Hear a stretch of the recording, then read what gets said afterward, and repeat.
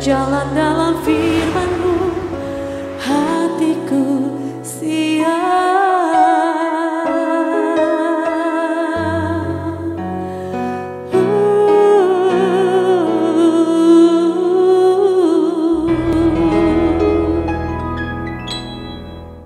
Salam God Lover yang dikasih oleh Tuhan, senang boleh kembali berjumpa dengan saudara semua dalam program Resen God malam hari ini bersama Diaspora TV. Setelah melewati berbagai kesibukan sepanjang hari ini, mungkin ada situasi yang membuat jiwa Anda menjadi letih lesu dan berbeban berat. Apapun yang terjadi, jangan pernah menyerah, sebab Tuhan mengundang kita semua untuk mengalami kelegaan. Ini yang dikatakan Tuhan Yesus kepada kita. Marilah kepadaku semua yang letih lesu dan berbeban berat, aku akan memberi kelegaan kepadamu. Puji Tuhan, undangan dan janji Tuhan yang luar biasa sekali. Mari kita responi dengan iman kita datang kepada Dia di dalam doa. Kita bersatu dalam doa. Bapa di surga, kami datang kepadamu membawa semua beban berat hidup kami, hal-hal yang membuat jiwa kami menjadi letih lesu. Kami sungguh membutuhkan belas kasihan-Mu, membutuhkan damai sejahtera-Mu. Berikan kelegaan kepada kami semuanya Tuhan, supaya kami bisa beristirahat dengan tenang malam hari ini dan menjalani hari-hari kami dengan efektif, menjadi berkat bagi banyak orang dan mempermuliakan Engkau. Saat ini kami siap mendengar firman-Mu, berbicaralah kepada kami, dan berikan hikmat pengertian kepada hamba-Mu untuk bisa menyampaikannya dengan baik. Dalam nama Tuhan Yesus kami berdoa. Amin. Saudara yang dikasihi oleh Tuhan Yesus, ada sisi jahat dari sebuah kekuasaan. Ada hal-hal baik, iya betul, tetapi ada sisi jahat yang tidak disadari ketika orang punya kekuasaan. Apa itu? Ada satu kecenderungan, orang yang berkuasa itu akhirnya menjadi kecanduan. Kekuasaan itu membuat orang menjadi kecanduan. Dia ingin terus berkuasa, dia ingin mempertahankan kekuasaannya, pengaruhnya sedemikian rupa. Kalau ini terjadi, maka dia akan melakukan segala macam cara untuk melindungi kekuasaannya, untuk mempertahankan kekuasaannya, dan akan mudah sekali curiga dengan orang-orang lain yang kelihatannya lebih baik, lebih populer dari dia, lebih punya pengaruh dari dia. Akibatnya selalu was-was, selalu takut. Jangan-jangan ada orang lain yang akan merebut kekuasaanku, merebut jabatanku. Hal seperti itu ternyata pernah dialami oleh Raja Saul. Mari kita buka Alkitab kita dari 1 Samuel pasal 22 ayat 6 sampai 23.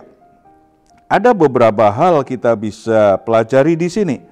Kita baca saja ya. Kalau kita lihat sebelumnya, di bagian sebelumnya, Saul ini sangat cemburu sekali dengan Daud, karena Daud sebagai orang yang berhasil mengalahkan Goliat, akhirnya mendapatkan apresiasi dari rakyat itu luar biasa, menjadi populer, menjadi orang yang sering dibicarakan lebih dari dirinya sebagai seorang raja. Saul menjadi cemburu kepada Daud dan ingin menyingkirkan Daud supaya popularitasnya, pengaruhnya, dan kekuasaannya aman. Itu yang dipikirkannya. Makanya ketika dia kejar-kejar Daud, ada orang-orang yang dia anggap bersekongkol dengan Daud. Dia juga akan bunuh, dia akan singkirkan itu. Karena bagi dia kekuasaan harus dilindungi, kekuasaan harus dipertahankan. Dan ini yang terjadi ketika Saul mendengar bahwa Daud sembunyi di gua Adulam, tetapi dia juga tidak bisa menangkapnya. Dia kemudian berkata kepada orang-orang di sekitarnya, siapa yang bersepakat dengan Daud dan ingin menggulingkan aku, ingin merebut kekuasaanku, dia harus dibunuh. Saudara-saudara, di perikop ini kita dengar ada imam yang dilaporkan kepada Saul bahwa Daud pernah datang dan konsultasi minta didoakan oleh imam itu. Tetapi Saul menanggapinya penuh kecurigaan. Karena apa? Itu tadi, bagi dia kekuasaan harus dipertahankan, harus dilindungi. Kita baca saja ayat 17, bagaimana dalam kecurigaannya terhadap Imam Ahimelek. Kemudian Saul berkata seperti ini. Ayat 17. Mulai 16 saja. Tetapi raja berkata, engkau mesti dibunuh Ahimelek, engkau dan seluruh keluargamu.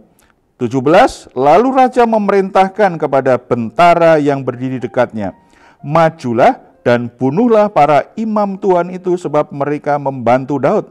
Sebab walaupun mereka tahu bahwa ia melarikan diri, mereka tidak memberitahukan hal itu kepadaku.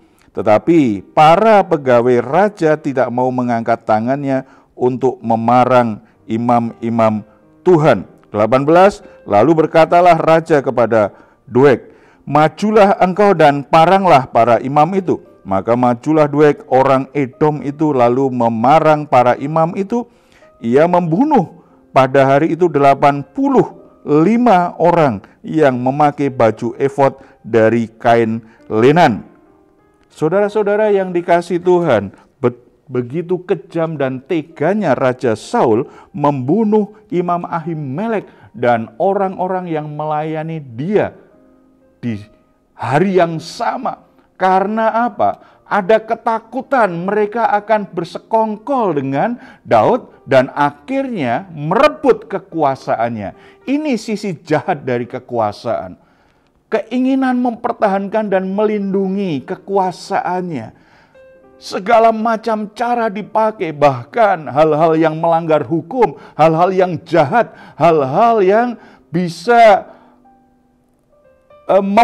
ini terkait dengan pembunuhan, ya. Hal-hal yang mencelakakan hidup orang. Hal yang begitu jahat dilakukan oleh Raja Saul. Dia tidak peduli yang dibunuh itu para imam. Yang dibunuh itu adalah hamba-hamba Tuhan.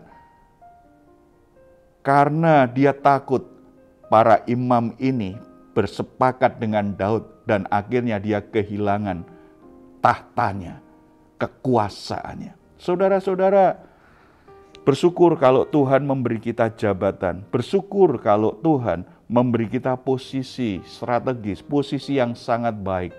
Baik di dalam masyarakat, di pemerintahan maupun di gereja. Bersyukur kalau Tuhan mempercayakan kita jabatan dan kekuasaan. Tetapi kita harus ingat bahwa itu tugas dari Tuhan. Itu adalah mandat dari Tuhan yang harus dipertanggungjawabkan.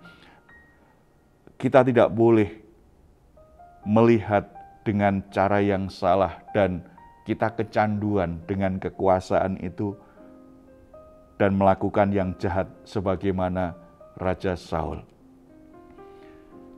Imam Ahimelek dibunuh, seluruh keluarga besarnya dibunuh, walaupun ada satu yang akhirnya bisa lolos, yaitu Imam Abiatar, ya.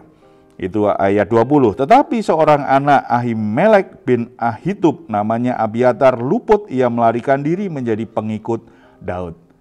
Saudara-saudara, begitu Saul sadar masih satu yang lolos, dia tambah kalap, dia tambah marah, dia tambah berusaha bagaimana menangkap Daud dan orang-orang terdekatnya serta membunuh mereka semuanya. Dari perikop ini kita bisa belajar beberapa hal jadi perenungan kita.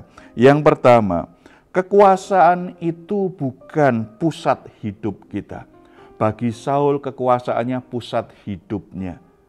Tidak, kekuasaan bukan pusat hidup kita. Keinginan untuk menjadikan kekuasaan pusat hidup akan mendorong kita untuk selalu melakukan apapun demi mempertahankan kekuasaan, demi jabatan. Akibatnya kita akan tergoda untuk melakukan hal-hal yang tidak benar, hal-hal yang jahat, hal-hal yang merugikan, dan hal-hal yang melanggar iman dan ketetapan Tuhan.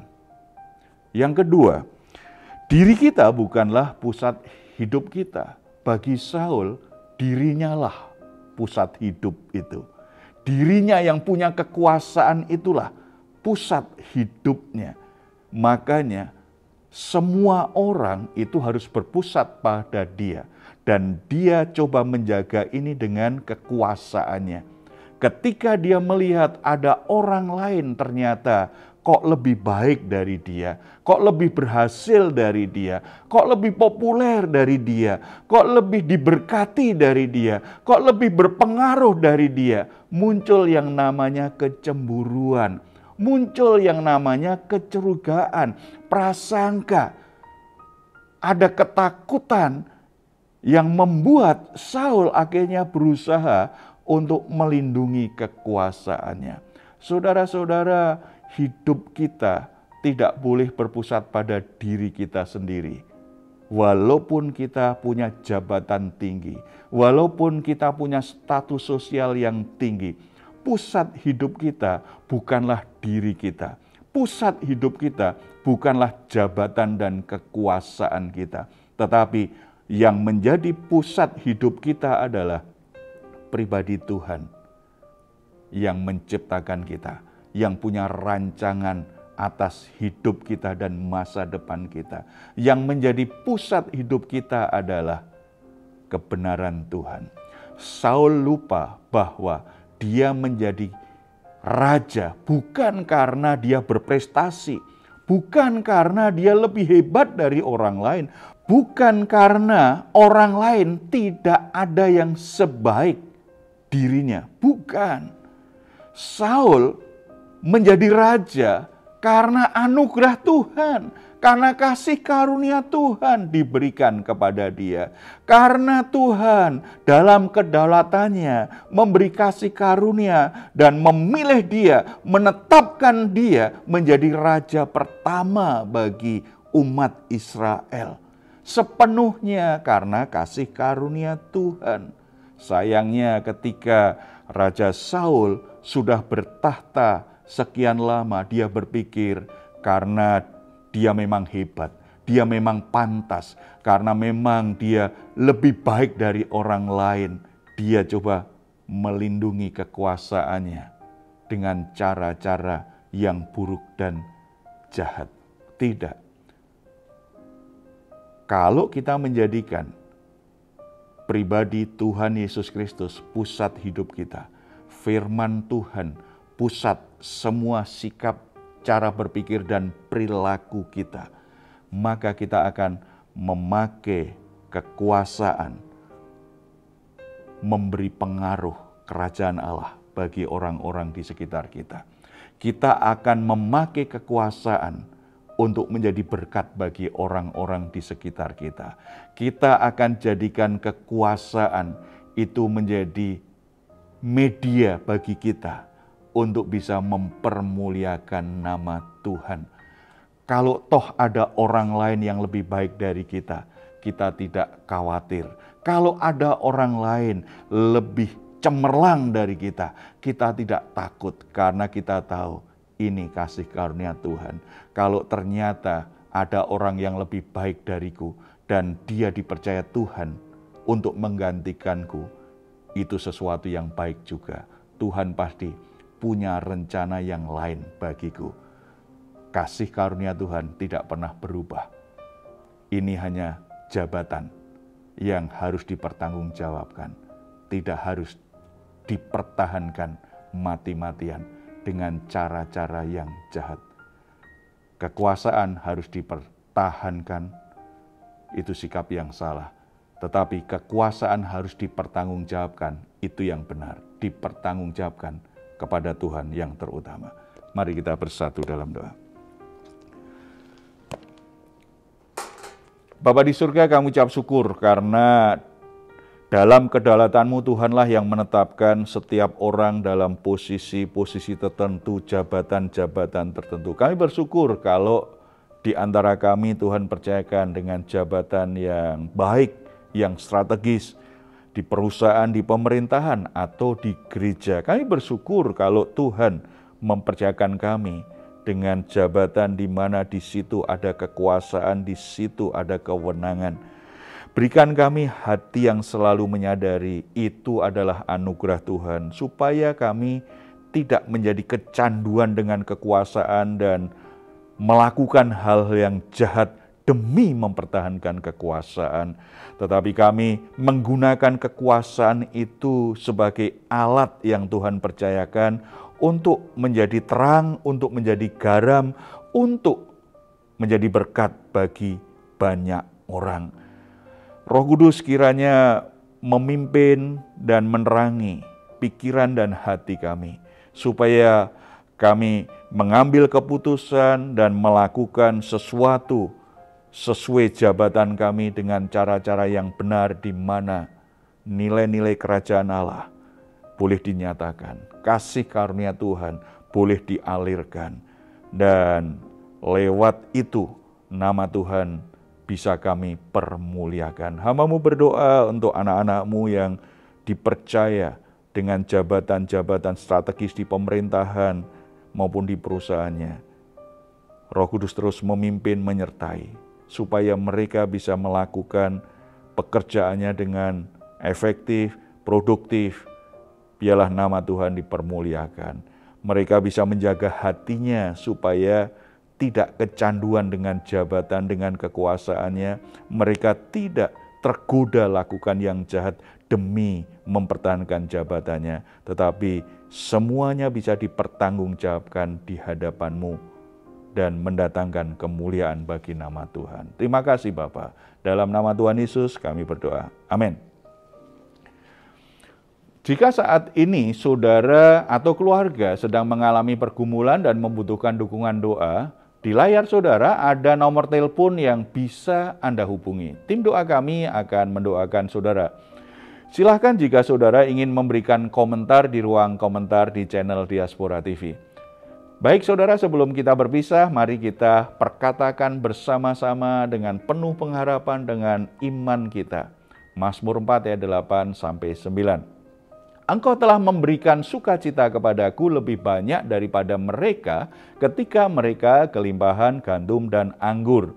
Dengan tentram aku mau membaringkan diri lalu segera tidur, sebab hanya Engkaulah ya Tuhan yang membiarkan aku diam dengan aman.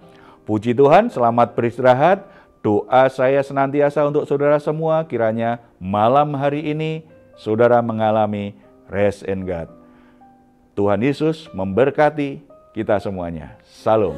Hatiku siap.